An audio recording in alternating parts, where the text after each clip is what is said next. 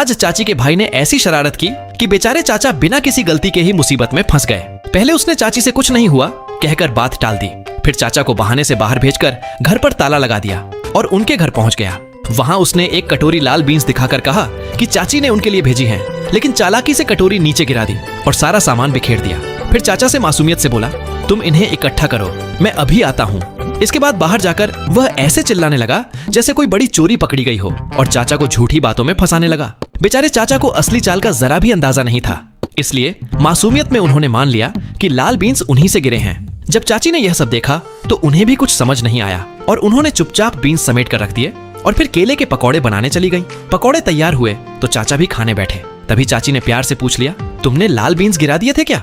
ये सुनते ही चाचा समझ गए कि उनके साथ धोखा हुआ है और बोले, यह सब तुम्हारे उसी फटीचर भाई की करतूत है, उसी ने मुझे फंसाया है। बात समझते ही चाची को भी अपने भाई की शरारत पर गुस्सा आ गया। उन्होंने चाचा को समझाया कि अब इस शरारत का मजेदार जवाब देना पड़ेगा।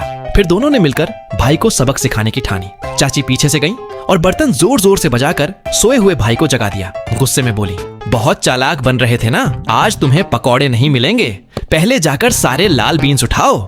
अब बेचारा भाई अपनी ही चाल में फंस चुका था और चुपचाप अपनी सजा भुगतते हुए एक एक लाल बीन्स उठाने लगा। उस पल उसे शायद समझ आ गया था कि दूसरों को बेवजह फंसाने की कोशिश आखिरकार खुद पर ही भारी पड़ सकती है।